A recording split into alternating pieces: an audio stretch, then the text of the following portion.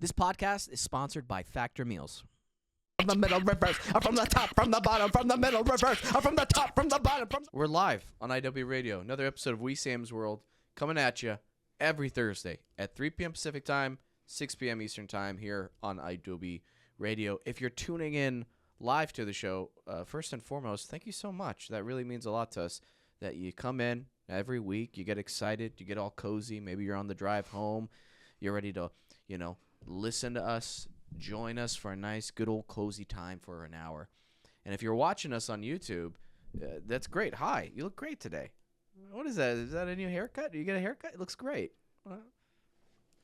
I got a haircut. I got way too many. I realized my students at IDSA were complimenting me on my hair so much because I got a haircut, but also I realized I wear a hat so much. You do? Yeah. Yeah. So Mr. Beanie. Yeah, Mr. Beanie. So I was like, hey, maybe I need to stop wearing, hats. I get a lot of compliments. Yeah. And I started to like it at first. And then it got to a tipping point where everybody started complimenting me on it. And I was like, I don't like this attention. So I'm like, I might go back to hats here in a little bit. Mm-hmm. Yeah? Yeah. That's the way it is. Alex, how are you?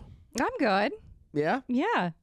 Still getting some kinks and things going, out of getting in this new position. Not kinks, just kinks like I'm exploring some kinks lately. In this new position? Oh my God. Wow, starting off on a note, aren't we? Alex, how you doing? Oh, I'm getting into new kinks and new positions. Oh my God. Loose cannon. Oh man. Oh goodness gracious. It's been a crazy week. I know for those of you listening out there, if you own a vehicle and you've had it for more than a few years and you've had to pay for tires, I know you're like me today going, oh God, why? Why are they so expensive? Seriously, why are tires so expensive? I grew up in Oklahoma where there were deals like 4 tires for $100. And you're like, oh, yeah, then I thought that was the norm. Mm. You know what I mean? I thought that was like, oh, that's the norm for tires. I come out here, I buy a new car, Tesla. Oh, no. $100? That doesn't even pay for one tire. My gosh. I dropped around, it's a little over $1,500 on all 4 tires with installation. 4 tires, wow. My gosh. Yeah. When you get into performance cars, anything like that, those tires, man, they skyrocket. When you live in places where cars are not as showy, there you just got your, like my old little Hyundai Accent, 4 tires, $150. Yeah. You know what? I want to give a podcast a shout out. Okay. Right now. Another podcast. Okay. And I think they're getting a lot of flack, and I don't like it. Why? And I would tease them for it, but I'm also like very proud that they're doing this type of show for their age. And I really need to address it because I just saw them and I'm like, you know what? I want to be on your show. Okay. It's, let me just get the name right. It's called the AMFW Podcast. And it's basically like young men. When I say young men, they are maybe like middle teenagers, like 16-year-olds. Oh, okay. They look like 16-year-olds or Okay. 18-year-olds. It stands for All My Friends Are Warriors. Oh. Okay? Okay. And they're talking about philosophers. They're talking about like living a good life, about just being like nice, honorable men. Okay. Like just decent human beings. And it reminds me, whenever like you first get excited into doing something, you're very green. Yeah. There's this energy about you that people tease you for it because it's like, come on, like they think you're a kid or you're too young for this. You don't, and it's like, no, they want to do it now. So at first I was like, oh, I can't wait to tease them because it's like when you look at them, one of them has like some. Like his eyebrows, like one of them is shaved a little bit. Yeah, he's done that line. Yeah, they've got this look about them that they look too cool to be doing this podcast. Like they should just be playing Fortnite and trying to like, just like stuff they wouldn't be talking about. Right. But no, they're talking about like philosophers and they're like debating, and I'm just like, this is kind of adorable. But in a non adorable in the sense of like I'm rooting for them. Yeah. To like keep going with it. Yeah. Like, be the best versions of yourself. For sure. So anyway, a little shout out to them. But what are they getting flack for? You know how people are just mean on the internet? They might be like saying like, these guys are losers. They don't have no idea what they're talking about, or like all this stuff. And it's like, but they're starting. Yeah. So they have to start somewhere. So why are you giving so much flack? Yeah. You won't be giving them flack like 10 years down the line if they keep doing this and they keep bettering themselves. Right. So you'd be like, wow, you stayed with it for 10 years. You must really like adopt to this lifestyle. Then cool. Good job for you. Yeah. You know, the internet is a really cruel place nowadays. It can be. It can be. You know, it's like a crapshoot when you're like, you see a video and you're like, let's see the comments. Mm-hmm. And it's either going to be everyone in line, oh, that's great, you know, positive, or it's a disaster. Yeah. People are in there and they are shredding people apart. Now, I got a question for you, though. Okay. What if you don't comment, but you follow Instagram accounts that say, like, and this is just a hypothetical, like, you know, like Instagram accounts that have, like, that are called disturbing comments? I've seen those. And so are you part of the problem then? Because you're giving them views? But you're not liking anything or commenting, but you're just watching. Is it a problem to watch? I think there's a fine line between people who have put themselves out there for the purpose of getting those comments. Because there are people who rage to get that, get the, you know. When I have a problem with it is when someone who's doing something sweet and they're just trying. Yeah. And they've put themselves out there and people are tearing them apart. Yeah. That's where it's a problem. Yeah. But if you've gone and you've put yourself out there to be ridiculed, there is a difference. Mm-hmm. Yeah. Mm-hmm. Mm-hmm. You know, I think it's a case by case basis. Mm-hmm. It really is case by case. And I don't think, I think people obviously take it way too far. But I got to say this. The best comebacks, the best comments I've ever read, funnier than any script, have been in the comment section for some of these videos I've seen on the internet. Yeah, I mean, people are clever, for sure. Dude, clever, brutal, no mercy. No mercy. And when they reply sometimes with a GIF that's absolutely perfect, my God, sometimes I just screenshot the GIF. That's true. You know, that reminds me, I saw this really funny video. I think I sent it to you. Where this person does caricatures, you know, of drawings. And there's street drawings where they do caricatures and, you know, they exaggerate a little, you know, it's kind of cute. Like, it's more like, ooh, adorable. This person is brutal. And people love it, you know, that self kind of roast thing where they go and they sit down. Like, this guy had a huge Adam's apple and the girl next to him, he made the Adam's apple kissing her forehead, which was already exaggerated because she had a big forehead. And they're just laughing, you know, they take it in good spirits. But I always wonder if inside they're slowly dying a little.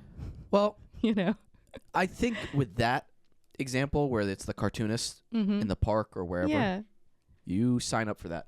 Yeah. You know exactly what you're getting into. If you're thinking you're getting a portrait, like, you're dumb. Right? Yeah. You're very dumb. This actually goes back to something I argued. Oh my gosh, I argued with one of my friends about at a coffee shop. Oh. And we weren't angry with each other, but we were on two very different ends of the spectrum with this. Oh. How much time do we have? Because I want to make sure that it doesn't bleed into We've got about commercial. 30 seconds. 30 seconds? We've got 30 seconds. Okay, I will start it after the commercial break, what this argument was, but I will say this. Couple times during it, we were at the what is it called, Groundworks Coffee in NoHo, like the train station. We got so loud that we started looking around. We realized people were looking at us. We're like, oh shoot, we gotta like lower our voices. Passion, very passionate, such passion, very passionate. I'll tell you what, we'll start it right after the break. We'll be right back, and we're back. Okay, so here's the story. Okay. Pre-2020, that's my new marker for events. I think this was in 2019, 2018. It's the time where casting directors stopped doing their casting director workshops. Oh, because they got in trouble for, I forget the actual thing. It's like pay for a job interview kind of thing. And that's not what they were doing. Right. They were workshops.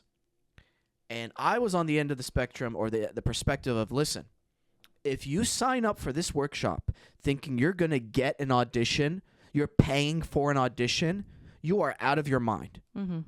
That's dumb. You're there for two things. First, to learn. You're there to learn from an industry professional who is basically like a gateway into booking jobs. You're there to learn from their experiences, what they recommend for you personally. And then second, you're there to perform. Yes.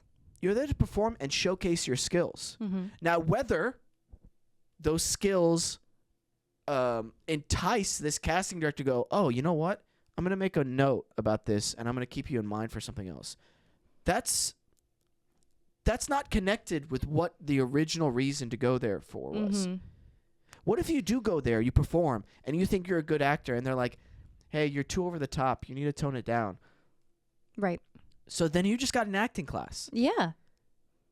It was also about building relations, because it was rare, and it still is very rare now, for you to meet a casting director in person to build that relationship where they get to know you.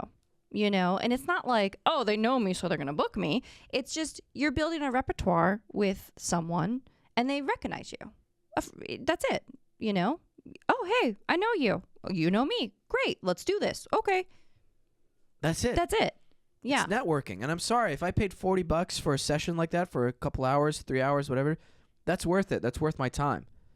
That's something I invest in. I invest back in myself in terms of money. And so he was on the spectrum of like, they were thinking people, the way they marketed it made it seem like, hey, you could get an audition, you can get booked on a job on a TV. And I'm like, no. I was very adamant. Like, listen, if you get, I'm sorry. If you're that dumb, man, you need to learn. Yeah. You need to learn that that's not the way. I mean, how out of your mind do you have to be to think that, oh, if I pay $40, I can be on The Office? Like, what? Yeah. What are you talking about? Don't you know there's like other people? So let's say that is true. Let's say that's true. What about the other people then? How many people do you think are signing up for this? Everybody's going to be on this show? Right. How stupid are you? Come on. I heard it when I came out here. It was like, you need to go to a Dick Wolf, like casting workshop. Okay. Because he loves to book people he's met in his casting workshops. If you go to one, you'll get booked. But see, even that statement for me goes, no, I think this is a good way to learn something and maybe get exposure, and they'll probably tell you some stuff. Maybe if you're really good and you impress them, maybe, but I don't think so. Yeah. I'm sorry. If you have to learn the hard way by paying $40 for a workshop, $50, then you learn the hard way. I'm sorry. I mean, I already teach a bunch of students who I have to like make some of them like learn the hard way. Like, you're absolutely delusional if you think being in a program for 12 weeks, after those 12 weeks, oh, I'm a series regular now, and you just started acting. Come on. Right. Be realistic with your goals. Yeah. Does that work for being a doctor or a surgeon or a basketball player or any other type of craft you can think of? No, you have to be in it for years and years and years and years and years. It's a very, very lucky few who get to be picked for something big without the experience. Absolutely. Very lucky few. Absolutely. All right, let me tell you something. I am a busy person. I not only do this podcast, I teach acting. I'm usually on some kind of TV or film set. On top of that, I do jujitsu, and I just opened up a coffee shop. It is busy, busy, busy for me, and I got to tell you, sometimes I don't have time to go out to the supermarket, find my ingredients, bring them back home, start opening all the groceries, chopping up everything. No, I'm not doing any of that. That's why I am a huge fan and proponent of Factor meals. They are 2-minute meals ready to go. I just stick it in the microwave. Boom. I've got a healthy, nutritious, and delicious meal ready for me whenever I want.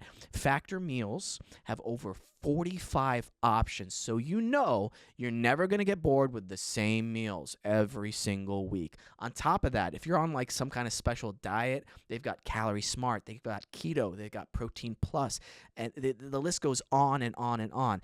They also have breakfast options, on-the-go options, healthy options, desserts, and premium dinners. I am telling you, some of my favorite dishes after jiu-jitsu. I'm coming home. I'm exhausted.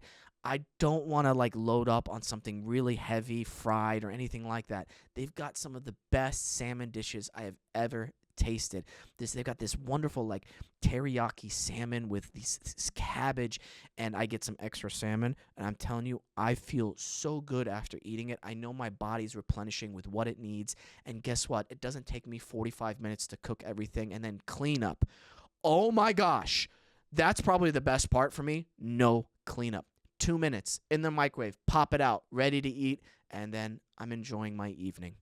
Get started at factormeals.com/WeSam50off and use code WeSam50off to get 50% off plus free shipping on your first box. That's code WeSam50off at factormeals.com/WeSam50off for 50% off plus free shipping. Wow, that's a pretty good deal. That's a great deal. Yeah, 50? Mm. 50 off. I believe that is 50 off. Wow. That's really, really good. I've been enjoying Factor a lot. Speaking of something else I've been enjoying, I need it right now. Please hit me up with my Magic Mind. I need it. Shwink. Bam! Bam! Magic Mind. Your mental performance shot. And then lightning comes out of everywhere, and I explode, and then I reform like the guy from Watchmen. Did I do too much by putting rain sounds behind you last time? Do you think I can make you explode? We'll work on it. Maybe just let's not overwhelm yourself. You have a habit of doing that. Well, with my Magic Mind shot, I might be able to just do it, get it done. You know what? With the Magic Mind now, I don't know if you knew this, and too late for Peyton because he's not here anymore. He might be here for a few more episodes. We don't know. He had internet issues. He's been working a lot. Poor guy.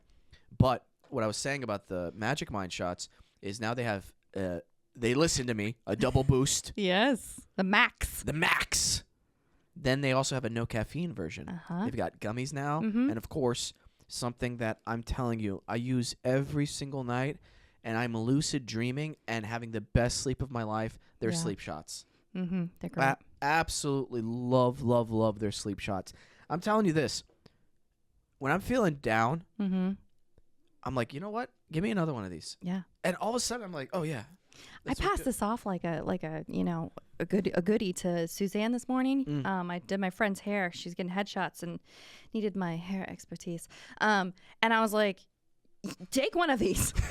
You're gonna be doing headshots. Get some focus. Yeah. You know, be in it. But you know what I really appreciate about the company. The other day I got an email because they have the gummies. Yeah. And they were like, you know what? This batch isn't perfect. We're still working on it. But it's still good. It's still doing what it's doing, and we're working on making it the best. And I appreciate a company that's like going out and just being like, hey, you know what? Our product is great. We stand by it. It might not yet be perfect, and we're working on it. And it's just like that kind of honesty and communication through a company. I think that's really amazing. And they do such great work, and they have such a great guarantee with everything. I don't know. It's just worth trying for a company like this. You know, it's so good. Absolutely, but it's pretty close to perfect. Like, and so their tweaks, they're in it. They're and I in like it. that. Yeah, they're giving us a deal, aren't they? Yes. For our listeners. For our listeners. It's the same. You can go to the link in our bio, link in the description. It's right at the top. We have a new link, so don't be confused. We have magicmind.com, Wesams APR. That's for April, not for, you know. Magicmind.com / Wesam APR. Magicmind.com / Wesam APR. Not APR financing, April. Which that's what I thought when she came in here and said, hey, it's APR. And I'm like, that's not right. And she goes, no, it's APR. And I go, that's APR financing? And then my tone got higher. And then I got a little spicy. And she goes, no, April. And I go, oh, okay, we're good. I get a little spicy with my friends. He does. Because I'm in the circle. Wow. I'll tell you one thing which drives me crazy. What? Big pet peeve of mine, and it'll never go away. I'll ask a student a question, and then they'll answer me with not the answer for the question that I asked. I feel like that's directed at me in a roundabout way. Oh my gosh. I don't know a nice way to respond. Did you know that? Did you know that if I ask you a question and you respond to me with something completely that doesn't relate to it, I don't know how to respond other than, that's not what I asked. That's not what I asked. You know what that reminds me of? Gordon Ramsay yelling at one of the chefs who picked up old salmon and reused it. And he needed that salmon. And Gordon saw, and he goes to the back and he looks at it because he's smart. He knows how many salmon were pre-cooked back there. And he comes and he looks at the guy. I think his name is Zach or something like that. And he's like, "Is that the old salmon?" And he's like, "I'm cooking this salmon." He goes, "That's not what I asked. Is that the old salmon?" And he's like, "No." And he goes, "Yes or no?" Yes or no? Yeah. That's all it is. It's a yes or no question. I gotta say, spot on with the Gordon Ramsay impression, by the way. Oh, thank you. Can I say it one more time? I hate you. I think once an episode, I like making your face turn red and your hands sweaty. I didn't put any makeup on today. You look great. Oh, Stop. thank you. Hair looks great. Face looks great. You're fine. Thank you. Yeah. I mean, I don't really. I just put on a little mascara. So you did put makeup on? No. I'm saying usually I just put on mascara. I'm not like, I'm just saying I feel. Okay. Oh, see, I just did it a little bit. What? I kind of, that's another thing. When somebody says something and then they say like the opposite of what they just did. Kind of like what you said, you didn't put makeup on. Yeah. And then I said, oh, and then you're like, but I did put mascara. I'm like, oh, so then I go. I didn't say, but I said usually I. But okay. So you did put mascara on today? No. No. Okay. Cool. I misheard you then. Yeah. That's my bad. Okay. Get a little spicy. It's getting hot for the tamale. I'll tell you what happened in my my Art of the Monologue class last Sunday, which just started. Okay. And I love the first day of class. I love to set the tone over there. This is what I do. Okay. I'm not friendly. I am not friendly. Surprise, surprise. Oh, shut up. Surprise, surprise. I'm not friendly. I'm quiet. People look at me and I go, there's a lot of familiar faces. But even then, some of them are like on guard. Yeah. And I like to see how people act on the first day of class. I like to see what people are doing. Are they joking around? Are they getting their monologue ready? What are they doing? Yeah. Surprise, surprise. Most of them are joking around, having a great time. Yeah. So I'm sitting there. Everybody's doing their thing. And we have kind of like an assistant, Simone, who like comes around with the classes and takes roll call.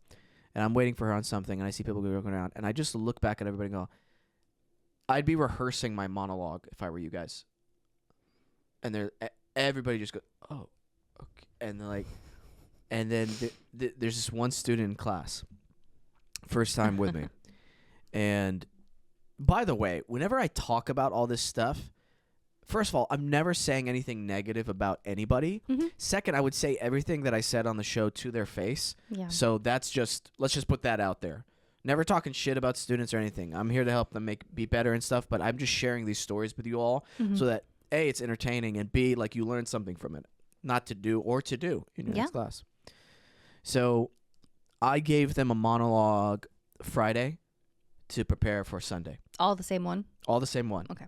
And I told them, okay, this is what we're going to do. We're going to go, you're going to slate your name. You're going to come up here in front of everybody, slate your name, and then you're going to jump into your monologue and perform it. Okay? Any questions? Nobody raised their hand.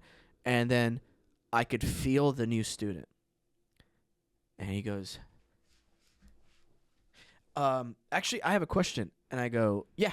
He goes, is this a monologue that, like, any monologue that we prepare or anything? And I go, nope. I sent out a homework Friday. Did you not get the homework? And he goes, no, I'm from London and I was switched in terms of my groups just last minute. And I go, really? And he goes, yeah, Simone told me like to jump into this group and stuff. And I go, oh, good. Let me go talk to Simone and make sure. So I'm literally going, hey, let me check to see if you're bullshitting me right now. because I don't know if you are. Right. If you aren't, which he wasn't, great. I'll tell you what. I told him, hey, have one of your colleagues give you the when I came back, one of his colleagues already gave him the paper to read over. And I'm like, great, just cold read it. Mm-hmm. So your performance today will be based on a cold reading, not on a memorized monologue. Mm-hmm. And he goes, okay, cool. Because if he was bullshitting me, I come back and go, no, she sent it out to you this day and this day. Mm-hmm. You didn't check your email. So you missed out on an opportunity and you're not going up today. Yeah. What's up? Mm-hmm. I like to set the tone and the standards of what's expected of you. Yeah. Because here's the reason why I do this, why I'm so hard on my students, and I make them feel nervous and I put the pressure up on them. Because in life, when you don't get a job, whenever you don't get what you want, whenever you do something wrong, 99% of the time, no one's going to tell you, hey, maybe you should like do this next time because, you know, people don't really like this, or actually it came off a little. No. You know what's going to happen? You're not going to hear back from them, or you just get fired. Yeah. That's it. And no one's going to teach you in the real world, aka the jungle. You just eat or be eaten. Yeah. That's how it is. Mm-hmm. So when you're in class with me, I'm allowing you a safe place to fail. Mm-hmm. There's a safety net with everything that you do. But I'm not going to make it easy on you. It's going to be just as hard as the real world. Mm-hmm. So I have another student who I'm going to give her flowers. Okay. I see her getting it. Mm-hmm. First class she ever had with me, I asked students, why are you doing this? And she told me, because I want to be famous. Favorite answer ever. Oh my God. I literally, I made a sound, like a sound as if somebody was pulling my toenails out, okay? I closed my notebook and I go, oh boy, then you're in the wrong class. Mm-hmm. It's been a year or so since she's been in the program, a little bit over a year. Last semester, she was struggling in my class. Struggling. Mm-hmm. She was getting in her head, getting the negative thoughts. She was the only person, one or two people, in my monologue class. She didn't miss a line. She drove through it all. Nice. It was vanilla. Mm-hmm. Wasn't a good performance. It was very vanilla, very safe. Mm-hmm. But it was a step in improvement from last semester. That's great. I gave her flowers. Mm-hmm. And what? The smile on her face. Oh, yeah? She was like, yay! Yes! Hug time! And I go, whoa. We didn't win the lottery here, okay? I just said you did an improvement from last semester, okay? But she was so happy. Especially probably to get a compliment from you when you don't give false accolades, you know? No. And I think that's where it feels right. It feels real. Whenever you've really worked hard for something, and it's like, that's not working. Yeah. That's not working. That's not working. You need to do it again. You need to do it again. And then when it happens, boom. You know what I tell students and my little kids I help coach in jiu-jitsu? I don't tell them good job. Yeah. I say, good effort. Yeah. Really good effort. You got to try harder. Mm-hmm. Good effort. That's really good effort. Yeah. I saw you really tried there. Keep doing that. Mm-hmm. It's about the effort. Yeah. That's what it is at the end of the day. How much effort are you actually putting into something? Magic Mind's kicking in hard. Dude. See, your gears just got little like WD-40 and they're like, ooh. Yeah. Speaking of WD-40, Sam Keesh story, my father's story. Okay. His elbow was hurting once. Heard this story literally in the last few weeks. He sprayed WD-40 on it and he said, it didn't hurt anymore. And I'm like, Dad, there is no way that is real. He goes, Wesam, it's real. Wesam, it's real. it stopped hurting. And I'm like, maybe the chemicals did something to your skin, and I don't know. And he's like, it worked. And I'm like, full on placebo effect. Then I called my mom, like, hey, hide all the WD-40 in the house. I don't want this guy spraying WD-40 on his joints anymore. I love you, Dad, but oh my gosh. No, sir. He's going to be upset I told the story. The poison center control on the back. It's probably like, don't ingest, don't get in your eyes, don't put on your skin. Except on your elbow. Except on your elbow. Anyway. Hilarious. So, anyway, that's the reason why I keep the pressure cooker up on my students. Yeah. And a lot of them were struggling for lines. Mm-hmm. And after like 3 times they asked for a line, I said, thank you, sit down. That's it. Ooh. And I could feel, dude, that's because we've all been there. But dude, if you did that in an audition, what's going to happen, man? Yeah. You know, when I had to memorize monologues for more theater auditions, because obviously with a lot of theater auditions, it's not that back and forth a scene. You're doing a monologue. Mm-hmm. I would be doing that monologue in my sleep, in the car, walking from class, like any time I could. And I'd be starting off in mid-sentence, in the middle of the paragraph, from the top, from the bottom, reverse, you know? So you just know it inside and out. And I just feel like... From the top to the bottom, then the middle, reverse. From the top to the bottom, from the middle, reverse. From the top, from the bottom, from the middle, reverse. From the top, from the bottom, from the middle, reverse. From the top, from the bottom, from the middle, reverse. Can you imagine somebody just jumped into that part of the show? This is an acting podcast? What? All right. I'm just saying, you have time. There is time in your day to memorize it. Sorry, I'm listening. No, you're right. There's no, time. you know what? You've killed it. I killed it with the You've top killed from it. the bottom. No, that actually made it great. Is the look you just gave me. What was the look I gave you? Okay, what's she gonna say? What motivational 90s catchphrase is she gonna say now? What 80s catchphrase is she gonna say now? Yeah? It's this look. It's the pursed lips. With a smile. Mm-hmm. It's the friendly white guy nod as you're walking by him. Did you learn that in Oklahoma? No, I don't know where I learned it from. Honestly, it's exacerbated ever since I started teaching. Students saying, I don't know. I've known you almost 10 years, and you've done that face before you were ever a teacher. Really? Yes. Okay. Apparently, there's a thing they tell the new students now. It's like, oh, he makes faces. Just they like warn this new students, which I love now. That's like a thing. Oh man, that's great. That's fabulous. Oh man. Oh, fun fact. Anthony Mark Barrow and I'm gonna pre-announce it. I don't care. We are doing a play together. Fantastic. Yep, we're gonna be doing a zoo story. Oh, which, okay. If you're familiar with that, it's a great 2-man, 1-act play. That's great. It takes place on a park bench in a park, which is 2 people. Simple. It's about an hour. Yeah. Less than an hour, actually. Mm-hmm. It's going to be absolutely wonderful to perform it with him. That's awesome. Yeah, I'm really excited. That'll be great. I'm really excited to see that. We had our first rehearsal. Oh, okay. At a park. Mm-hmm. And we had somebody watching us as we were rehearsing.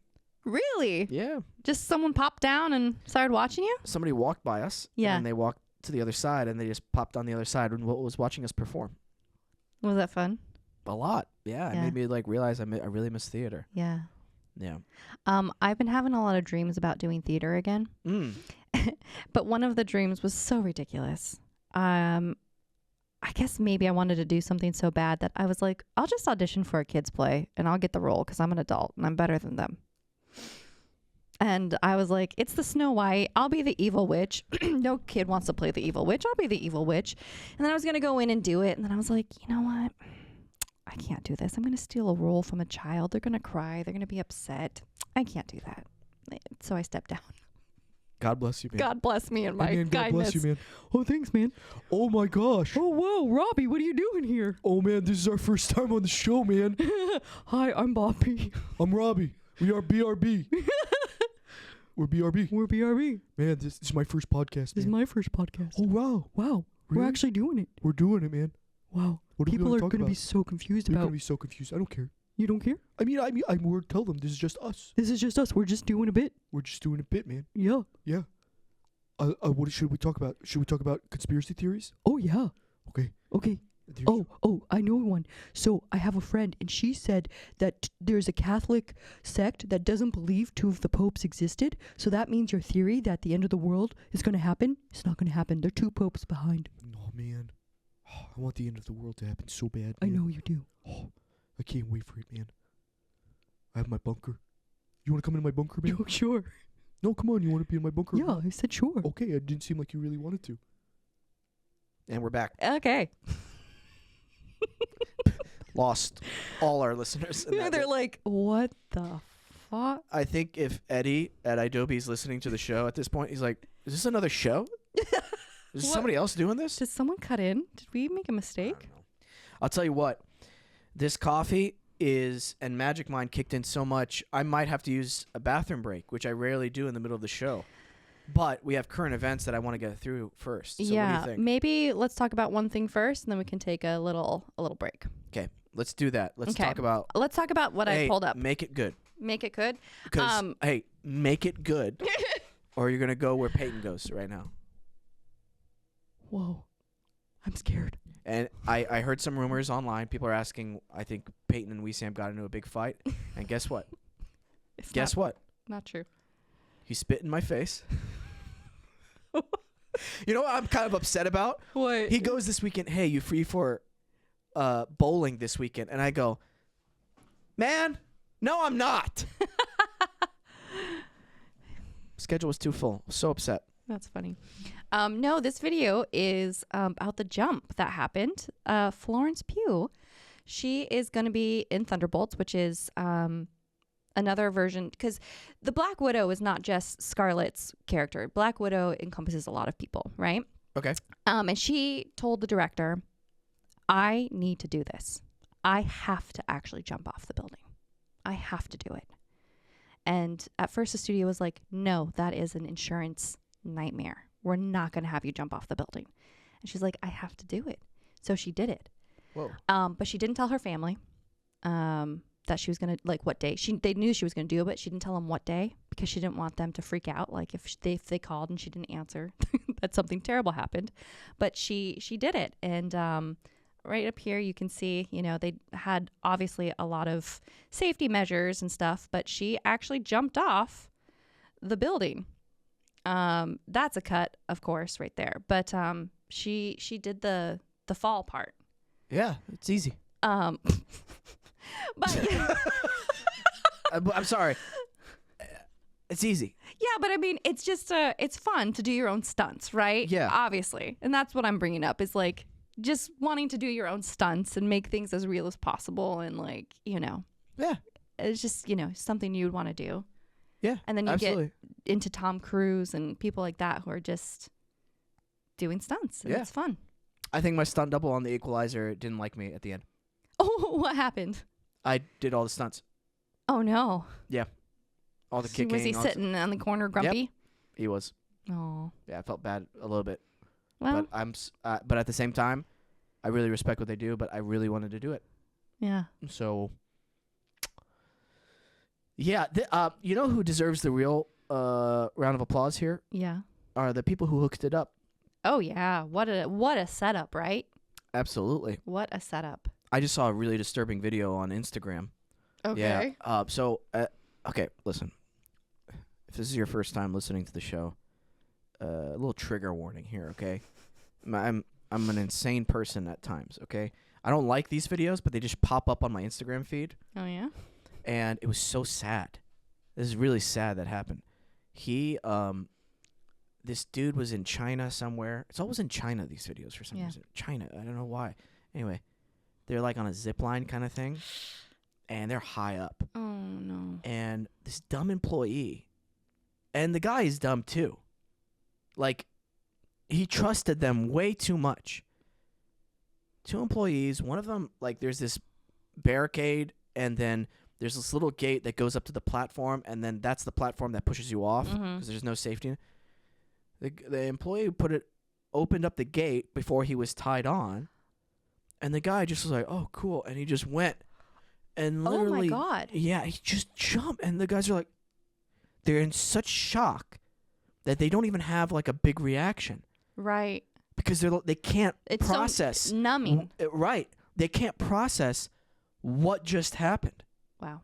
They just look and they're like, did he just jump off? Like that's what it sounds like they're saying, like in terms of like why did he do that? I don't know why he did that. Like that's what it felt like. Wow.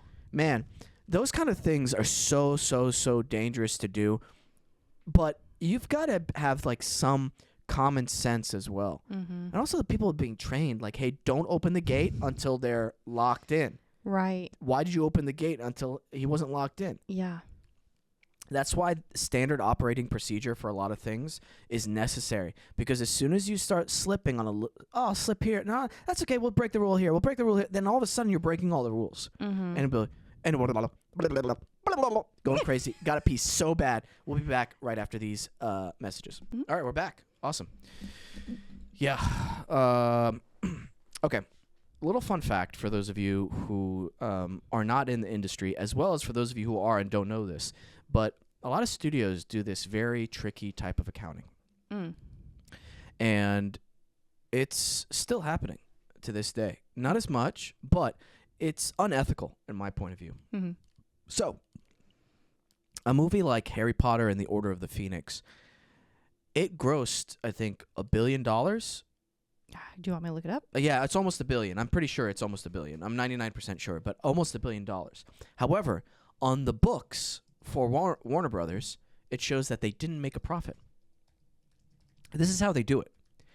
They charge internal marketing and interest loans within their own company. I can't read from here. Sorry, they're really small. Oh, sorry. 942 million. Yeah, almost $1 billion. Mm-hmm. So what happens is within this company, they make another company that they own, charging their own company interest and loans and marketing fees. So on paper, they've actually made a loss. They haven't been able to recoup. $167 million despite the total gross. Now, that is clearly unethical. Clearly. But because of the way the tax laws work, that's totally fine. Mm-hmm. That's actually legal. Yeah. I can't stand that because it creates the trickle-down effect of that. For instance, if an actor or a director or show creator has, hey, a back end, like a percentage or residuals, they won't get them. Right. Because it shows that, no, we actually didn't make a profit. It's like, hey, you're lying. Mm-hmm. You're lying. You did, but it just, on paper, it shows that you didn't. Come on. Right. And I hate that. It's like, how greedy do you have to be on? So that on top of that, you know what happens? The strikes. Mm-hmm. The chain of events that happens is that you'll end up causing people not being able to work as much on projects, and then people will be losing jobs, and it just creates this snowball effect of pain and suffering and lack of income. Mm-hmm. And if these giant studios and giant companies, and listen, I've worked for them too, if people were just 50% less greedy, Yeah. they would still be absurdly rich, Mm-hmm. and they would create so much more jobs and storytelling, and you would create such a much more positive impact on your community and your city. Mm-hmm. And you'd still have all that money. Yeah. Now, I honestly, I don't understand, and I'm kind of scared to talk about it a little bit because I don't want somebody like pulling this up and then one of the CEOs goes, "Don't hire him." You know what I mean? Right. But like, okay, man, CEO is a very important job. You have a lot of stress. You have a lot of responsibility. You answer to the shareholders and to the board. Mm-hmm. Get that. But, I mean, just, this can't be the best way. Yeah. This can't be the best way to do things. I mean, come on. Yeah. I'm sorry. Like, I'm thinking to myself, too, if realistically, if I got $20 million Mm-hmm. after taxes, everything, I got $10 million. Dude, I'm fine. Yeah. I'm fine for the rest of my life. Hey, I could take a pay cut here, pay cut there. I'll be okay. Mm-hmm. I'll be more than okay for the rest of my life and for my family's life. We'll be all right. Mm-hmm. So what are we doing here, guys? Yeah. More? Another? Dude. Yeah, really interesting. That does bring up a little bit of one of the news I was going to bring up for today, which is the tariffs that are planned for foreign filming. Yeah. Mm-hmm. Yeah. Yeah, meaning fewer films shot in places like the UK and New Zealand, even Canada, which there's a lot of stuff filmed in Canada. Well, that's actually good. Mm-hmm. And I'll be honest with you, we can't have any more projects leaving the country. I don't care what your political beliefs are. LA is becoming a ghost town. If you would have told me when I first moved out to LA, hey, the majority of things are going to be filmed outside of Los Angeles, everybody would have been like, no, you're crazy. Maybe a couple things here and there, but this is Hollywood. Nothing's moving out of Hollywood. They messed up this state so bad. Mm-hmm. They did. They screwed up the people in charge royally. Yeah. It's too late. Mm-hmm. It's too late. Yeah. What are you going to do? What kind of incentives are you going to give? You know what kind of incentives you have to give to bring this back up? For the first 3 years, you get 80%, like 75% tax rebate. Like, you're free. Yeah. Like, you don't have to worry about 75% of your taxes. All filming permits. Almost nothing. Well, they're changing the filming permit restrictions. That's something they're doing now, so it doesn't take forever in a day. Like, it's like one of those things where someone wanted to do a documentary just interviewing veterans, U.S. veterans, just to bring, eyes to it. And he wanted to film in Griffith. And they were like, okay, it's a $4,000 permit. You have to have someone there, which you have to pay them to be there to monitor you, and it's like, that's ridiculous. It's a park. It's for a documentary, nonprofit. There's this great video I saw of these two podcasters on Santa Monica. You know that little green Oh, thing? yeah. And like the cliff on Santa Monica where you see the ocean. And they have somebody recording, like about, I don't want to say across the street, but it's across the pathway. And they have a bench. And they're recording their podcast and somebody else is filming. So they've got audio on the bench. Or the table, excuse me. And then across the sidewalk is the person videoing it. This security for the park comes and he goes, hey, are you guys recording video? Mm-hmm. And he goes, we're recording a podcast. And he goes, oh, so it's just audio only here. Mm-hmm. And he's like, yeah. He's like, you're good with audio only, but he's not with you, the other guy video. And they go, no. And so he goes, okay. He goes over to the guy. He goes, hey, are you with them? And he goes, no, I'm just recording video. And it wasn't on sticks. Ah. And he's like, it's just handheld. Yep. Or maybe it was on sticks. And they go, okay, you're good because it's separate. Sorry. Right. You okay? Yeah. This is a really cool feature on the Tesla. I could see right now through the cameras on there what they're doing with my car, with your like car. the tires and everything like that. So, yeah, it's pretty cool. That's funny. Yeah. Okay. Man. Yeah. Yeah. That's it. Okay. Yeah. That's it. Probably one of my worst nightmares. Almost like a theater dream, actor dream nightmare. Paul Rudd accidentally flashed a live theater audience mid-show only to realize when they started laughing at the wrong time. What? How did he flash them? He was just on stage. He just flashed them on accident. Like, how? So it was, sorry, I have so many notes. That's okay. So, like, when you say flashed, you mean his junk or like his, or his butt? Hold on. Bad news. I'm sorry. Bad news. She didn't get all the details. This is bad reporting. Boo! I'm gonna make you so I have so tense many right notes that I'm like, where do I? She's vamping. It's not working. I'm vamping? Vamping. What's that mean? Like you're buying time for yourself. I am buying time for myself.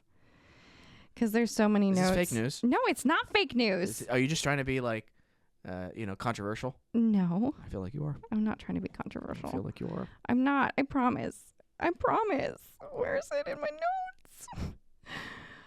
Alex, this is literally. Paul Rudd shared an embarrassing moment from his off-Broadway performance in The Shape of Things. During a scene where he was lying on the bed in the boxer shorts, he heard an unexpected audience laughter. To his surprise, he realized his testicles had inadvertently slipped out, making an awkward yet memorable experience. Okay, so his testicle came out of box. Yeah, there you go. There's so many notes. There. So many notes. I want to see you be interrogated. No, for something real. Like, I think, dude, if you would confess immediately. I don't think it would. Your serious face is so funny. If, like, someone's life was on the line or, Yeah. like, whatever, Yeah? I'd take it. Who did it? Who killed Peyton, Alex?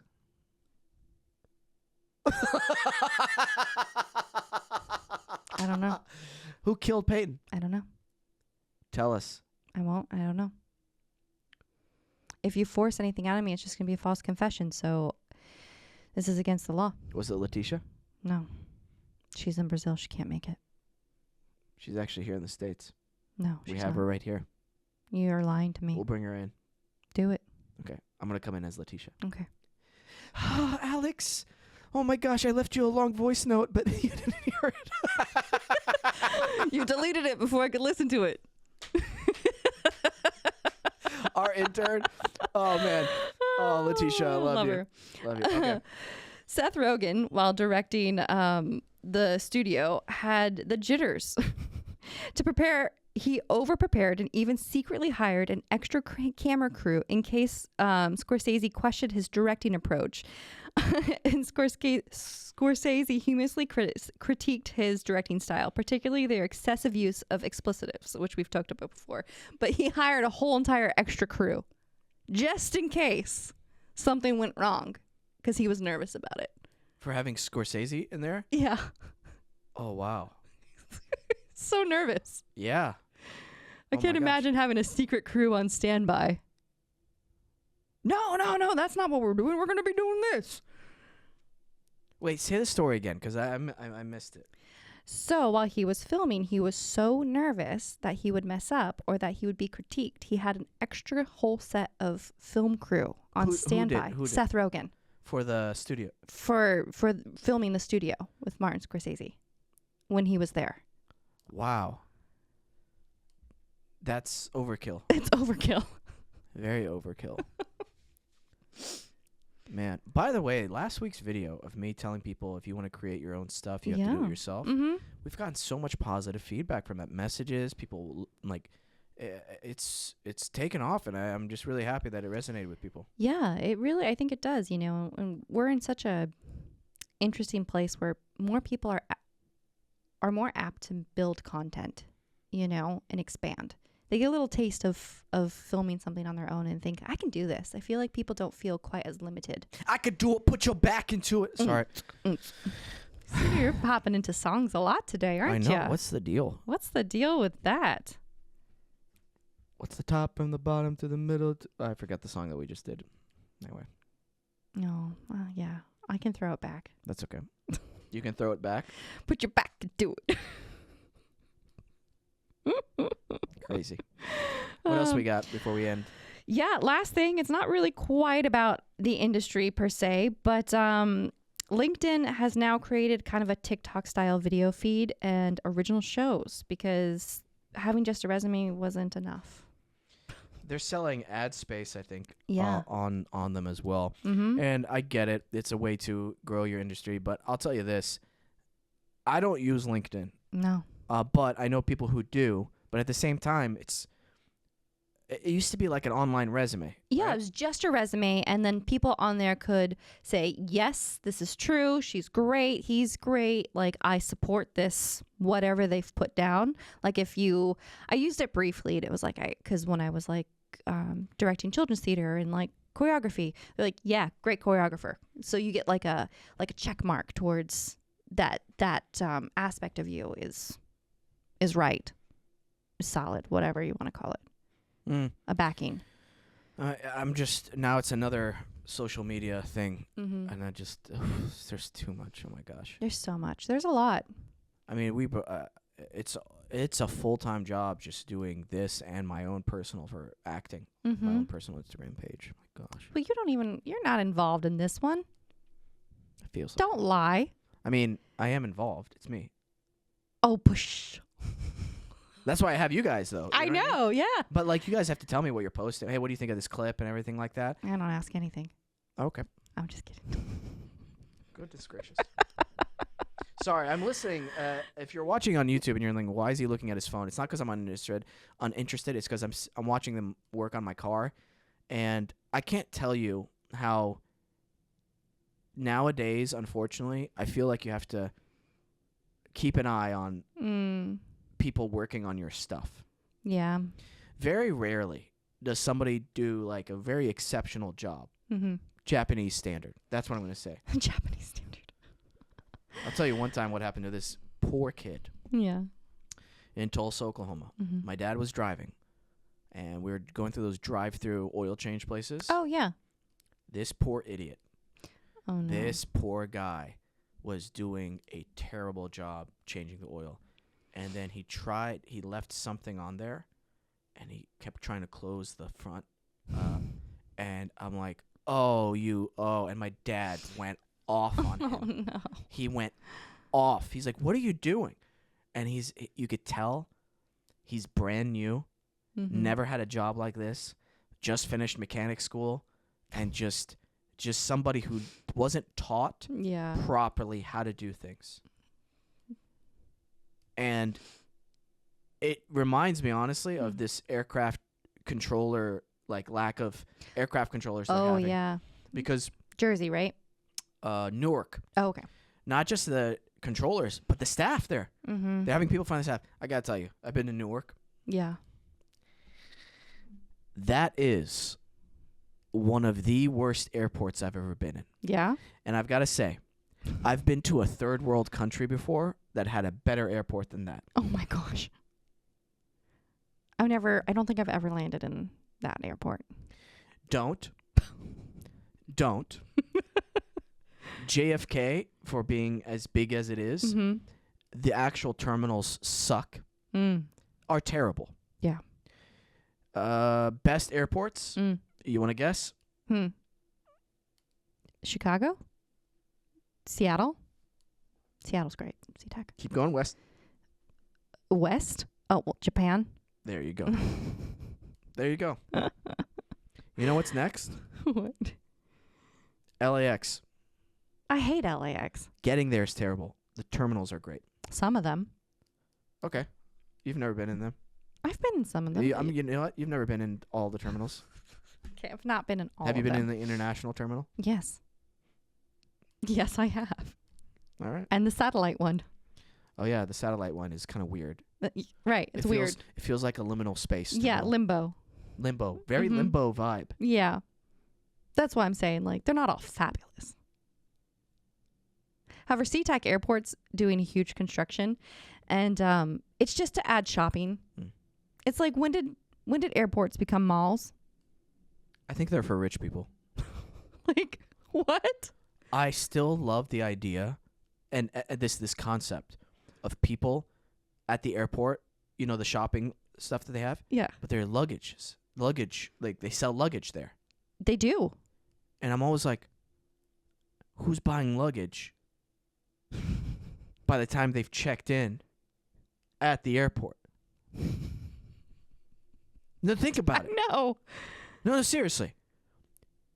You check in, you get through security, you've already checked your bags, and then there's a store for luggage. Yeah. It's a little. What are we doing here, people? You're telling me to wrap it up? No, this is going on for another hour just on this. Next week, we're starting with this. Next week, we are starting with this. I'm not joking. We'll see if you We need remember. answers. I need answers. Okay. Play us out, Alex. You got it. Thanks for tuning into the show. Remember to use our code on Factor Meals, which is it's something like Wesam's World 50, right? Yeah. Wesam 50, Wesam's World 50, something like that. We'll put it on the bottom. It's there. It's there. And then for Magic Mind, Wesam APR. You got it. There you go. Always remember to listen, think, and then talk. Bye, everybody.